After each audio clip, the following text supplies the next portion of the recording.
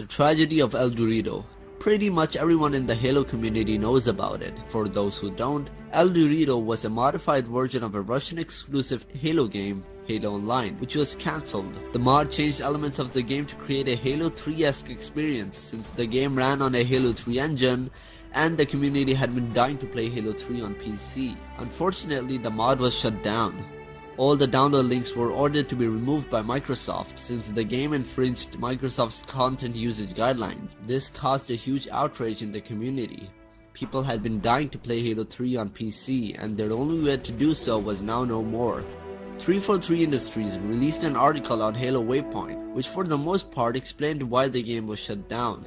But in this article, there are multiple signals to Halo Online returning, and in this video I'm going to explain to you why I think Halo Online may be making a return as an official game.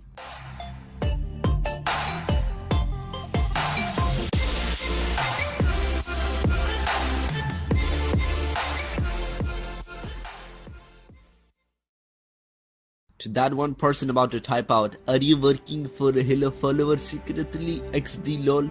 Congratulations, comedy genius. I hope you fucking keep in mind before disliking this video that this is all a theory, so take it with a fistful of salt. Also, if 343 aren't already working on a project of this sort, this video could also serve as a guide as I go through the advantages of officially releasing the game. Okay, so there's no specific statement that drew me to the conclusion that Halo Online might be coming back.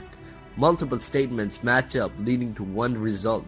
So watch this video carefully and in its entirety, and by the end, you'll watch everything link up, signaling to Halo Online's return. I'll state my reasons in a list. So at number 1, 343 rejecting the fact that the assets were abandoned. This one may not be a very strong reason, but it's one factor that when combined with the others will make a lot of sense. The official statement is, with Halo Online, there's a common misconception that once it was cancelled, the assets were either turned over as open source or left for the community's wins as abandonware, neither of which is actually true. They then go on to say that they are still using these assets and also plan on using it in the future. So there's reason number 1. At number 2, 343 wanting to partner with the Eldewrito team. In the article, 343 says that they did contact the Eldewrito team, who were obviously upset at the takedown of their project, but 343 says that they hope to be able to partner with the team to better understand the fans' desires. Why would 343 partner with a team with such limited experience? They definitely can't work on Halo Infinite since it has a brand new engine which the team is completely unfamiliar with. Well, they won't be helping with Infinite, but rather a classic Halo experience, which leads to our next point, number 3, 343 hinting at a new classic Halo game. As we look forward, we are very excited about the prospects of an official classic Halo experience making its way to PC. This statement basically confirms that 343 do have intentions to bring a new classic Halo experience, and that too on PC. Now you might try to contradict this theory by saying A, the classic experience could be Halo Infinite, or B, they'll build a classic experience from the ground up. Neither of these are probably the case. Let me show you why. Even though I recently did a huge video with several YouTubers on how Halo Infinite can bring a classic experience to feel modern, Halo Infinite will most probably not have classic gameplay. Let me explain why. Firstly, of how hard 343 worked on Halo 5's gameplay. You think they just completely ditch it? It was advertised as one of the greatest things of Halo 5, and I bet you it'll stay. Maybe a little different, but for the most part, advanced mobility will stay in Halo Infinite.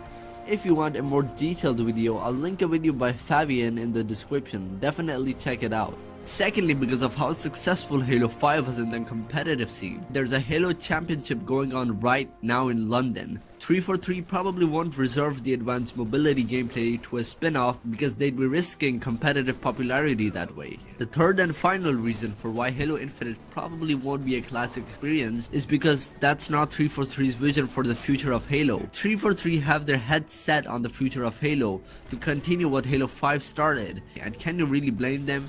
The game received mass approval outside of the Halo community. Whether you like it or not, this will be the forefront and the face of Halo moving forward. But in a spin-off, this isn't a problem. Since it's not a mainline game, they can experiment with classic gameplay over there, but most likely, the mainline games will have advanced mobility. So let's not hope too hard on Halo Infinite having classic gameplay. The game might be returning to its classic art direction, but it probably won't be doing the same for gameplay as much as I'd like it. So now let's address the second argument that they'll build a classic Halo game from the ground up. Let me tell you why that is not happening. Developing two AAA games from the ground up at the same time is infeasible.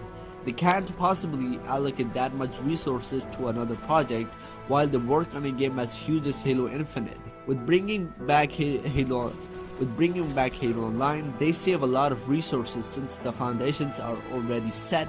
And remember how they said they plan on using the assets?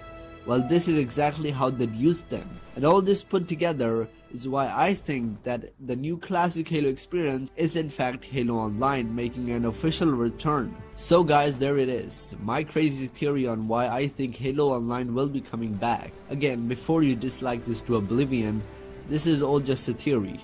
A game theory. Oh wait, wrong channel. Leave a comment and subscribe for more awesome content. I'll see you later, so stay machoic.